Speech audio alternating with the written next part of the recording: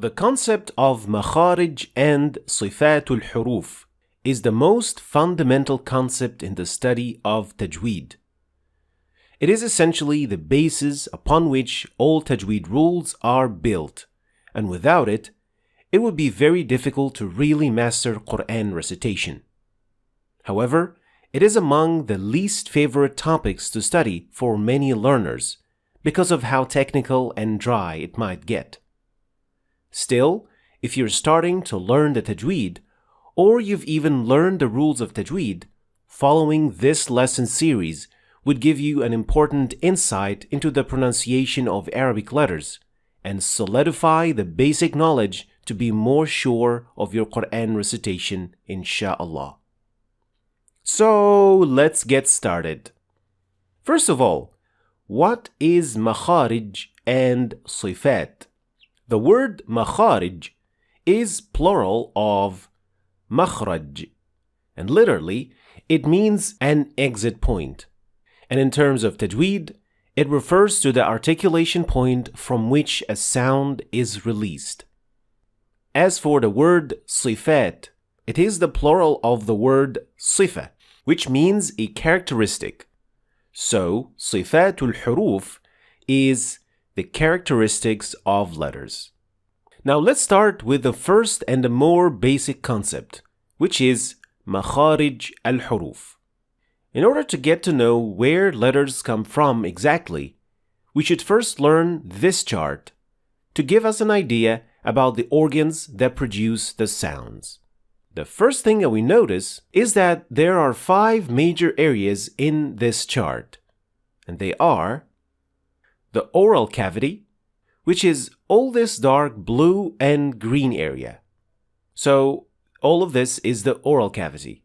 We call it in Arabic al-jawf.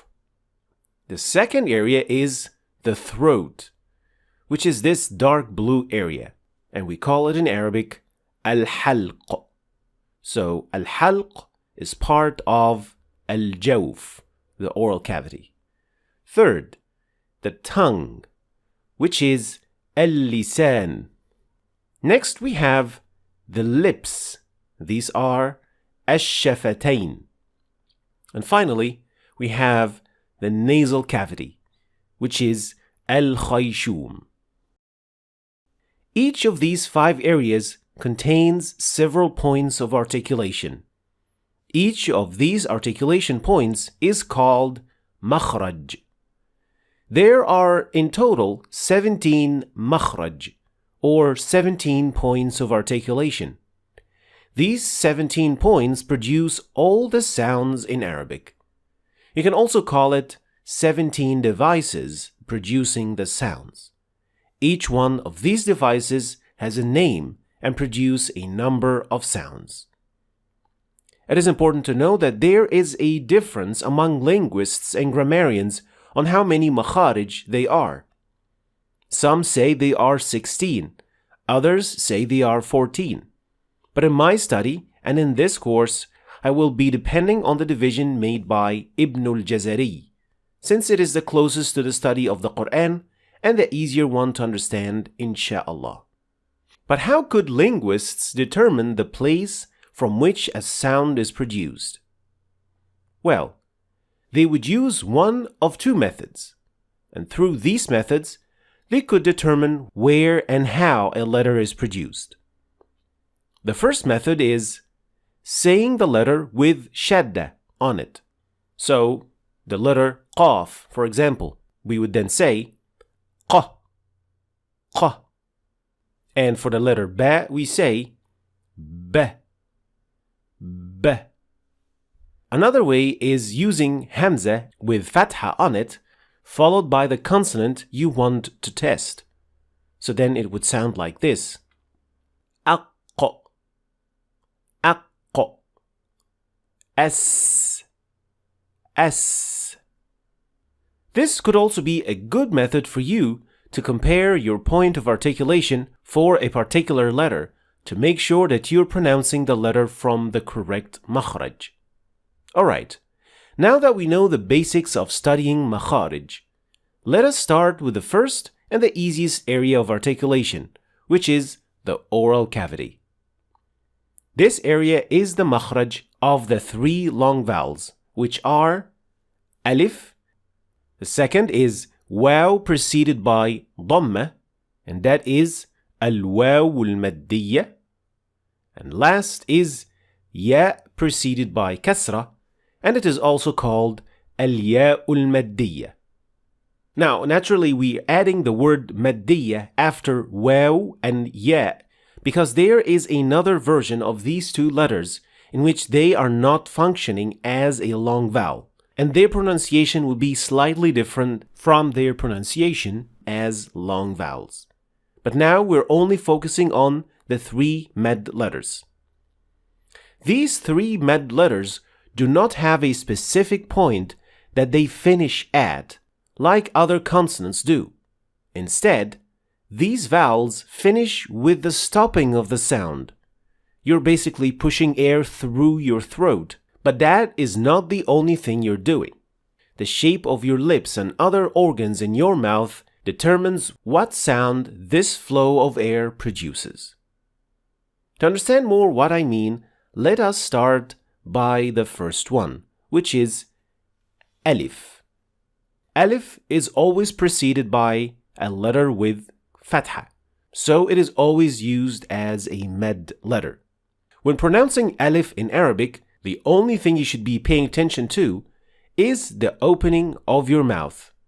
It should not be too wide open, and at the same time it shouldn't be too closed either. It should be somewhere in between, an average opening. Like when we say ماء قال على. So the opening of the mouth should be an average one to produce the alif properly.